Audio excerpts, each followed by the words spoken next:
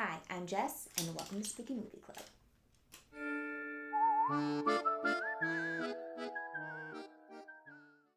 Hi, everyone. Welcome back to the Spooky Movie Club.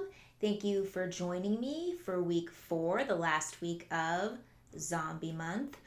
We watched Dawn of the Dead Snyder Cut remake, and we also watched the unrated version, so I guess that is the Snyder Cut of this version, this remake. But interested to know what you guys thought. I'm going to go read the back of the box now, but if you want to skip ahead to next week's spooky movie or the discussion, I'm going to leave timestamps below. Okay. Dawn of the Dead, Collector's Edition. This is the original box art. I'm curious to know if this is different. No, it's the same. It is the same. So let's go. Let's get into it.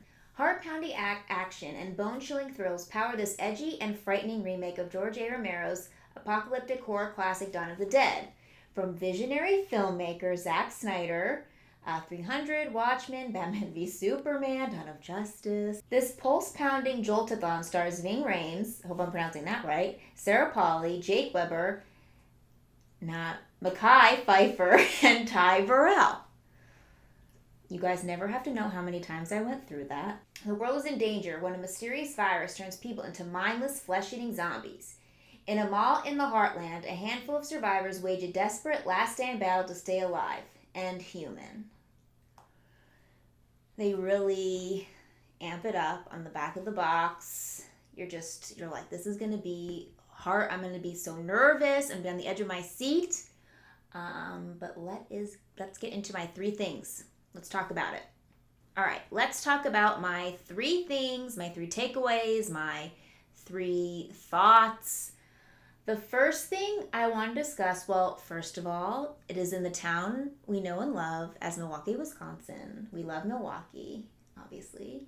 But the first thing I want to talk about are the bizarre shot choices. Like, there were a ton of shots that they would get close-ups on, and then they never amounted to anything, which was very confusing. It just kind of felt like a missed opportunity, or just like, why is this in here? 2 in particular that I really stood out is when they get to the mall and the leader cop is fighting a zombie in the fountain, and he gets cut by one of the water spouts and he starts bleeding, and you think, oh my God, they're gonna think he got bit. They're gonna start to turn on each other because they're gonna be like, you got bit, and he's like, no, I didn't. I got cut. And I thought it was gonna be this whole kind of turmoil of him being like the leader and them turning on each other. But no, nothing happens besides that. She sutures him up. So I don't know why we had to do a close-up on that. Like, what was the point? And then the other one, which was, I think, a little more kind of egregious, was when the older woman goes to check on the pregnant lady and her husband or partner, and she's smoking a cigarette, and we slow-mo the cigarette, it falls down to the ground, and we step on it with our boot, and I'm like, okay, is something going to happen with this cigarette? Is it going to blow them all up? Did it catch something on fire? No, nothing happens. It was just in there to be in there. It led to nothing. I guess maybe they wanted to build up some sort of suspense, but I just thought it was kind of like, because to me, when I think if you're going to put a close-up shot on something, I'm supposed to pay attention to that. Like, I need to pay attention. This is going to come back later if you're making me kind of focus on it. And none of that led anywhere. There's also kind of a third one that I remember when CJ, which is also the only character name I remember, when CJ is in the bus and he is shooting at the zombies and he's stuck in there, and they slow-mo the gun clip, whatever that thing's called, it falls off, and it slow-mo down, and then he puts a new one in. Like, that I can kind of understand because you're in a suspenseful moment and you're kind of like, oh, is he going to get it in time? Is he going to put it in time? Is he going to be able to shoot the propane tank? But still, it was just kind of like there and kind of like also not needed. So I didn't really understand all these shot choices that were made. The slow-mo parts didn't really, I think, add anything personally for me. So that was my first thing. So the second thing I want to talk about is this is going to be a kind of comparison because I wanted to set it up where we watched the original and then I watched the remake. So this is kind of a comparison of the original and the remake. How they kind of start this film off. In the original, you are thrown into the newsroom. It's pure chaos. You're asking, oh, what is happening? What's going on? And it's really exciting. You don't know what's happening. In this one, it starts off rather slow. You meet the nurse, and there is somebody which the audience can assume got bit by a zombie because they had to do a CT scan. Like, you can assume all of that is like slow. There's like one patient that is questionable in the hospital. You know, she goes home, she takes off her lazy husband's boots. He's just laying in the bed with his boots on. She takes them off for him. I'd be like, get your freaking boots off this bed, sir.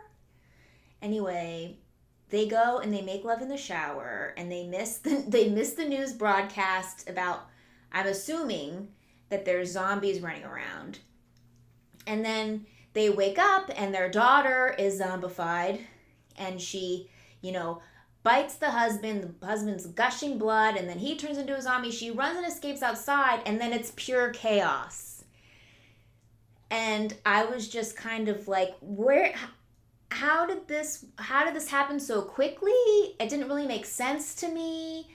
I didn't really vibe with it. And that may be because I like how the original started better, where you're just thrown in. This didn't really make sense to me. How fast it spread, I think that's also the point they were trying to make, that it spread so quickly, nobody knew how. But I didn't like that. I didn't understand it.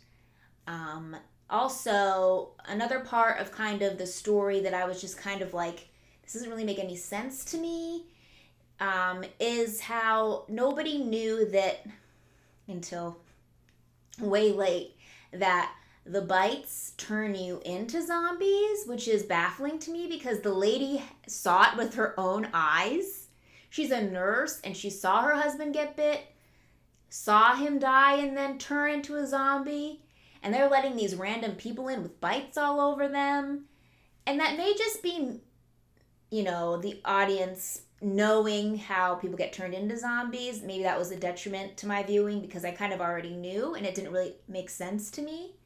Like, how do you not know this, you crazy people? How do you not know? Lady saw it with your own eyes.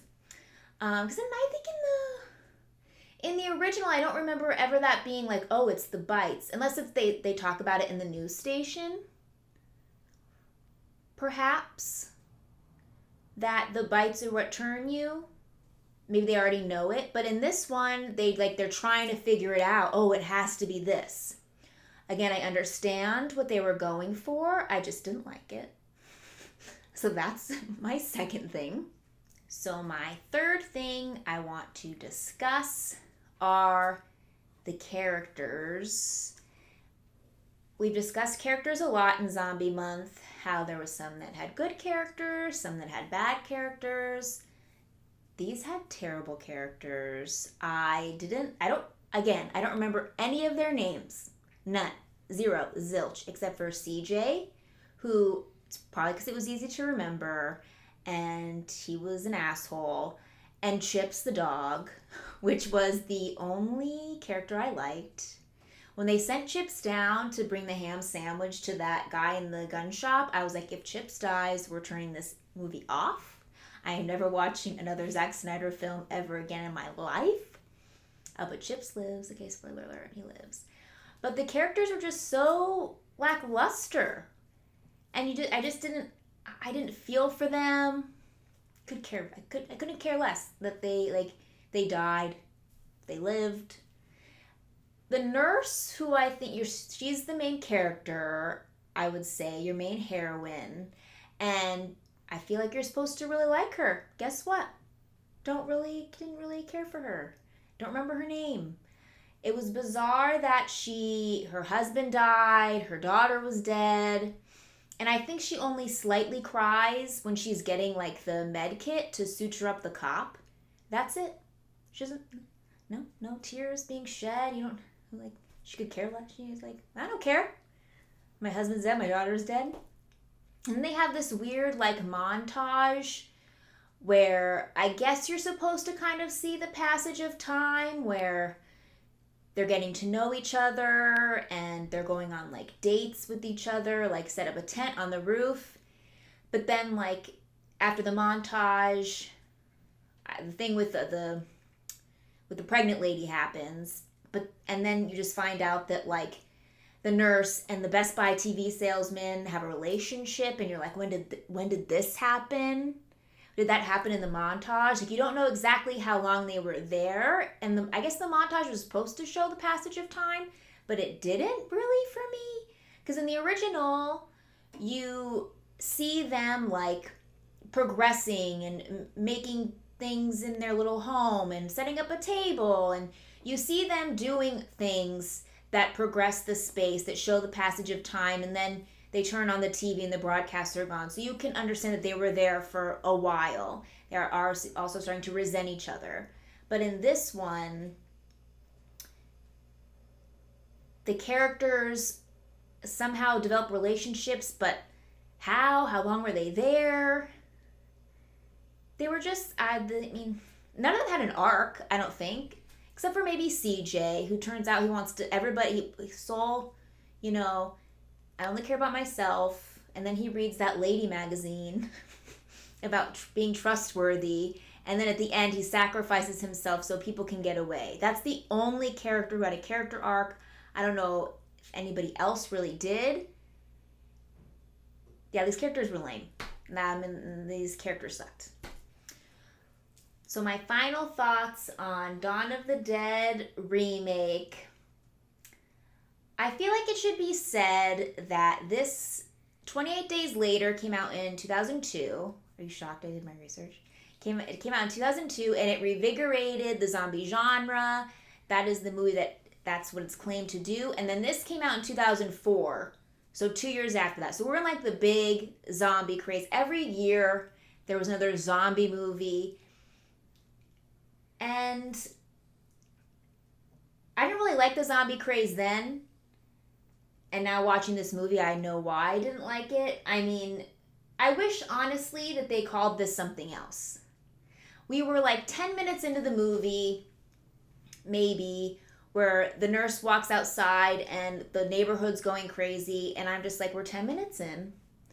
And I already knew I hated it. And I wish they called it something else, because it's not Dawn of the Dead. It takes place in a mall.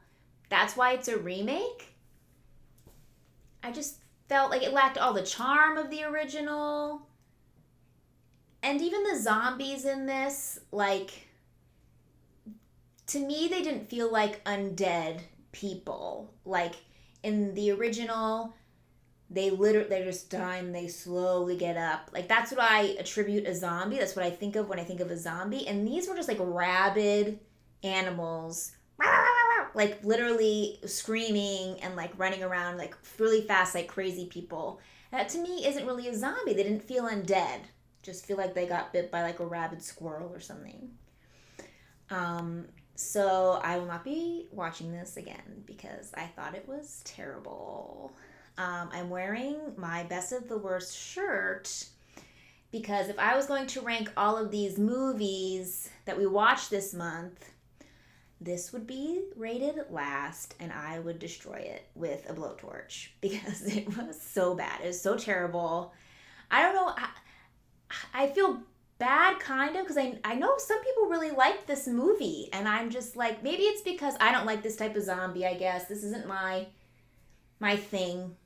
So if it's your thing, I guess you like it, but I thought it was terrible, and I want to blowtorch it to death.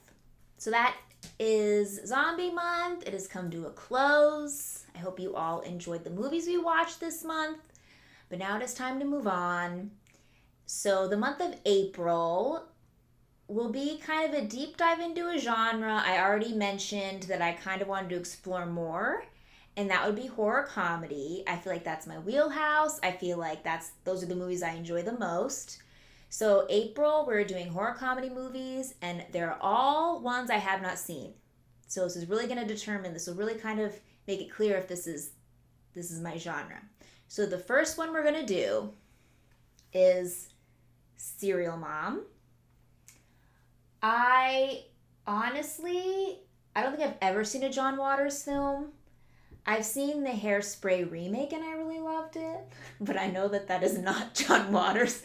He's in it like for a brief second, but has nothing to do with, like, he's not that type of filmmaker at all. I know that kind of his movies are just like, what am I watching? So that's what I'm assuming Serial Mom's gonna be. Just kind of like a what am I watching? But yeah, I'm excited. I'm excited to watch this one. She kind of reminds me, like, this whole kind of vibe reminds me of The Burbs. Just kind of her haircut and everything. Like a 50s style housewife, kind of like suburbia. So we will see if I'm right. All right, that wraps it up for this week's Spooky Movie Club. Thank you all for joining me. If you want to join us for the viewing party of Serial Mom, we're going to do that on Wednesday, 6:30 p.m. Pacific Standard Time on Discord. And if you want to join us for live discussion, we're going to do that 5:30 p.m. Pacific Standard Time Saturday on Twitch. I'm going to leave links below if you want to hang out with us. If not, no worries, because I'll be back here on Sunday with the review. Bye.